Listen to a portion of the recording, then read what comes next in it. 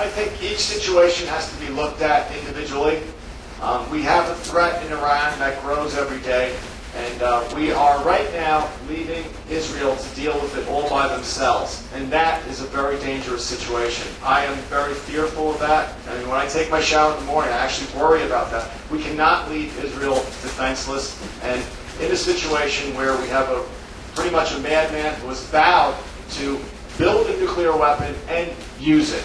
And just like John F. Kennedy stood up, and which had to be done with Cuba, we have to stand up to Iran. And one way or another, we have to make sure that he is not capable of building a nuclear weapon because he has already vowed to use it.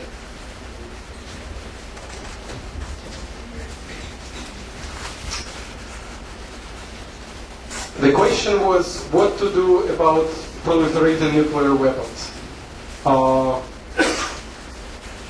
First of all, part of the question was about Iran, and I think United States right now behaves like a wimpy boy. You know, we cannot tell the truth even to ourselves, never mind actually taking some decisive action. We basically, as a country, have no guts. We have no power whatsoever. You know, Iran is just laughing at us. They are doing whatever they want, and they know that nothing will happen. And it is crucial that we support Israel and work together with Israel on their newest technology to protect our country and Israel from the flying rockets into our state. The technology is on the way. Not the entire country, not all the states can be protected yet, but it's coming up. United States is working very closely with Israel, who is our very, very solid and the best, the closest ally in the world, and especially in the Middle East, surrounded by, you know, all kingdoms and totalitarian regimes. About proliferating weapons, I think that first of all, we really need to use all the technologies available to protect our borders. And here again comes the question of protecting the borders.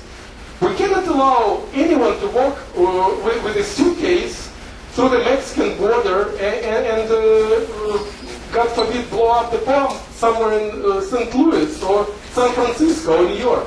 So all the technologies to stop the nuclear weapons entering our country.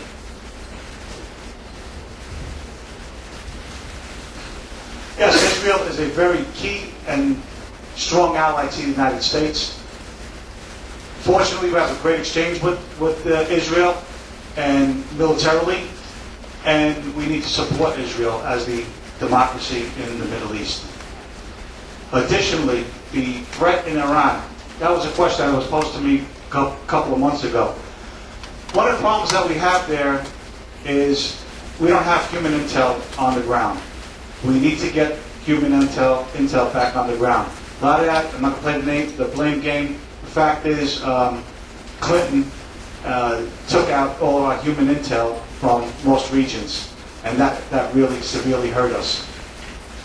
If you have the human intelligence, we know what's going on, other than getting second and third-hand reports. Now we're relying specifically on Israel for reporting for Iran, and we're fortunate that way. But if you look at the news today, we see what's going on in North Korea. I believe the question was about all the countries that have the potential. Let's look at the former Soviet Union. Are all the weapons, the weapon-grade uranium, are all of that accounted for? No, it's not. Also with North Korea, that's a big threat right now. North Korea has absolutely nothing to lose. North Korea is a poor country. North Korea has absolutely nothing to lose for them to use force. They are an agitator, and for them to be an aggressor, that's something we really need to look at. We only have 28,000 troops stationed there. Okay, so that's not much. As far as there was something brought up about our folks that we have in different parts of the world. The reason why we have people in different parts of the world is because of a thing called force projection. We're able to get to different places quickly and effectively. To be serious, as much as it says, everyone says that education has a really highest importance, because depending on how we educate our children, the future of this country will go.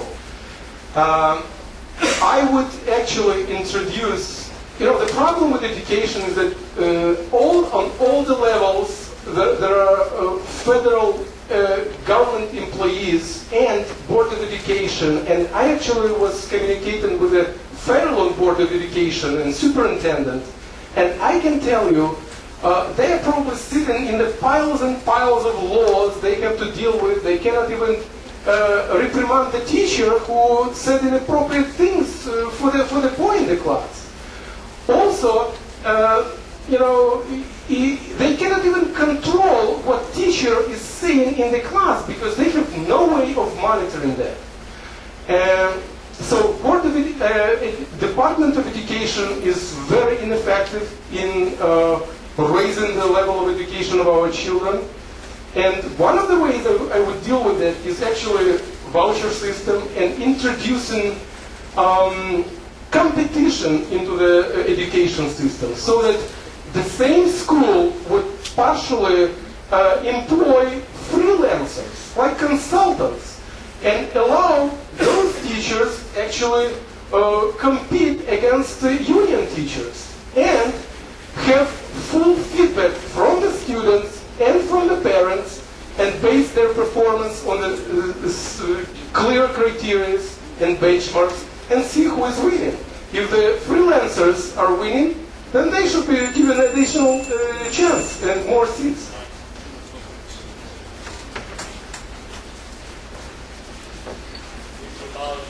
Yes, I answered that question actually earlier when I was talking about cutting the budget and trimming down the size of the federal government. Absolutely, would do away with the Department of Education. That's a states' rights issue. That's something the states have to deal with. That's something the states should deal with. But just one thing I want to throw in about the health care. Also, the health care, we've got to remember that it's not just health care, it was also the student loan reform. So we have the government intervention from kindergarten all the way through college, as far as education. Like I said, get rid of that department, give it back to the states, and George Bush got it wrong with that No Child Left Behind. The first thing I would do is dismantle that program, and then move forward with dismantling the rest of that department, and again put it down to the states. I would abolish the Department of Education. It's interesting to note that the NEA was the biggest contributor to Obama. You want to get it down into as much locally as possible. Certainly not in the hands of the federal government. You actually even want to get it from the states, even more local. Right now in New Jersey, for every public school child that we educate, it costs us well over $20,000. A good private school education can be had for $7,000. So that's it.